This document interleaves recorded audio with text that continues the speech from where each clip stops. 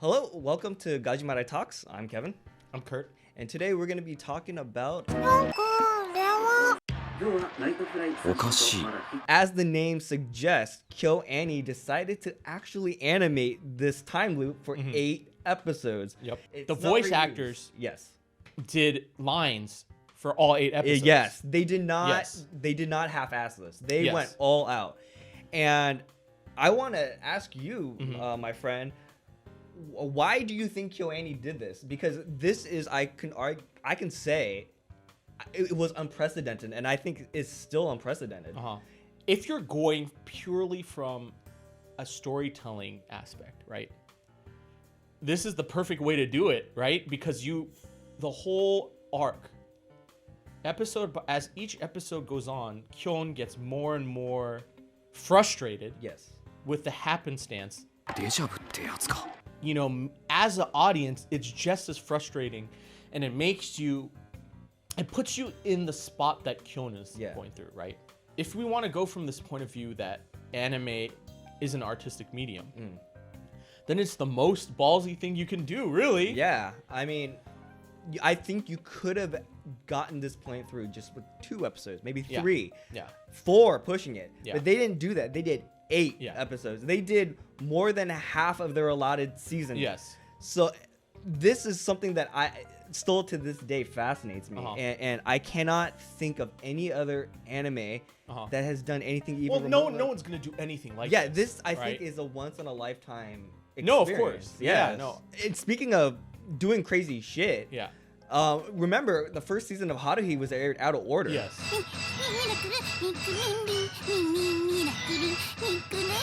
Yeah, I mean, it's definitely in line, right? I think, again, if you told me any of this stuff about, you know, pre-Endless 8 airing, if it was going to end up like this, I feel like Kyoani is one of those studios where I'm like, they would do something weird. Yeah. Like Kyoani, Shaft, maybe now Science Saru would be like, okay, I can trigger.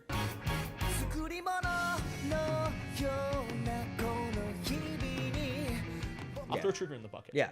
Right? Those studios will be daring. You know what? Production IG. I think Production IG might do something unique. Maybe. Right? So you have like these bucket of studios that if you're like, hey, there's something weird is going to get done. Yeah. Maybe there's like a handful, right? Yeah. But no one's done it. No one's done anything like that since. Yes. I have a lot of respect for studios that are willing to go against the grain. Yeah. And that's why it's like I've always wanted another studio, especially like Science Sada or Trigger, you know, Shaft. I could definitely see them doing something like this, but to this degree, I just can't see it flying with the age of Twitter and Instagram and TikTok. You know, this stuff is gonna get eviscerated within the first like 24 hours. Of course. Yeah. I mean, because people I think still to this day are like, I wish that Endless 8 was 2 episodes so we could have more of the other stuff. Yeah. The fans wanted more of other... But the side effect of this, right, is there's no disappearance without... Exactly. Endless 8.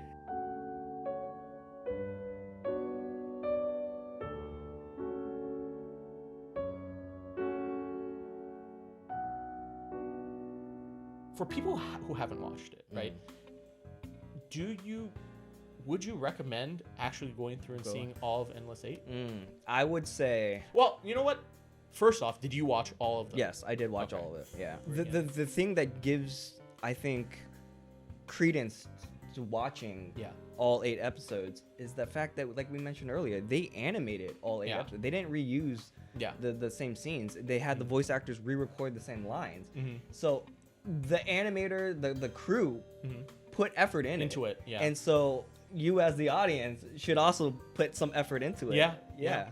And you know, I like to compare it to like the Star Wars holiday special, you know. The Star Wars Holiday Special is brought to you by... It's like poetry, so if they rhyme. I mean, just in general, people should watch Haruhi.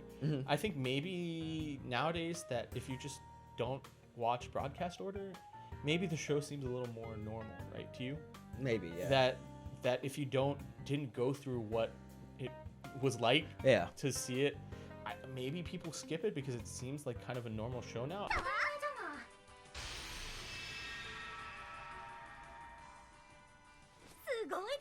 again, Haruhi was so influential, right? Maybe we talked a little bit about this with Bleach. There's so many shows that have, picked from Haruhi's formula, right? Yeah. That maybe Haruhi just seems like a normal now, and that's why a newer generation hasn't attached onto it. It will deepen your appreciation of things that have come after Haruhi. Exactly. Especially if you know where they take these tropes from, right? Yeah. It was so influential because it was great. It was a great adaptation. And because I think the fact that Kyoani decided to be daring is what makes Haruhi a show that should probably live on forever. It's the adaptation. It's how Kyoani chose to give us this story, right? And so it's this art versus profit thing. Like what Kyoani did is artistic and it's a choice and it's never going to be replicated ever. Yeah. If it especially nowadays with how things are adapted, right? Yeah. I think everything show that has been adapted in a way that isn't just like a one-for-one copy of the manga gets people in trouble. I mean, you look at Aku no Hana. Oh, yeah. And I like to say that he got thrown into anime jail. He directed almost nothing after Aku no Hana because of how panned it was by the hardcore fans of the manga for not being exactly how their waifu or whatever, some shit, the trope that they felt like it wasn't exactly representative of what they read in the manga. But it was a stylistic choice and an artistic choice.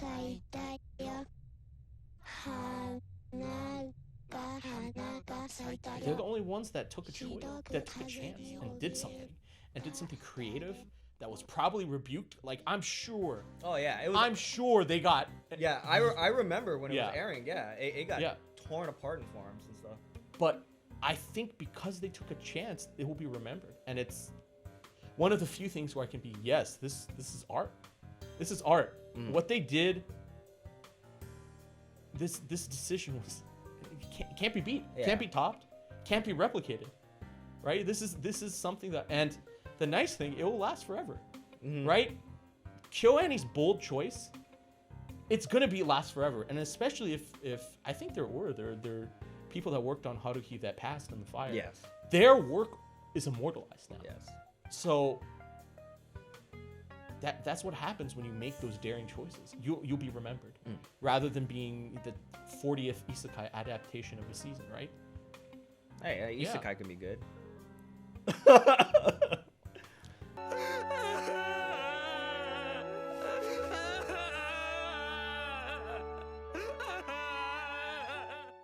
Overall, I have so much respect for Kyoani for doing this.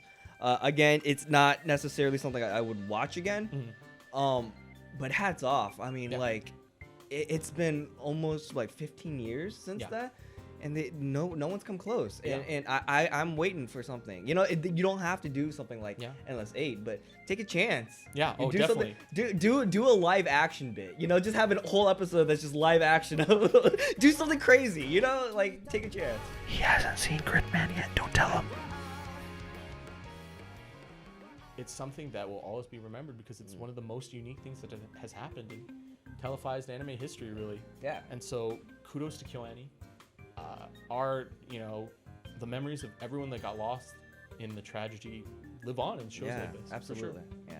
Yeah, I think that's all we have to say about this one, right? Yeah. So I hope you enjoyed this conversation. Yep. And we'll catch you next time. Yep. See ya. Thank you.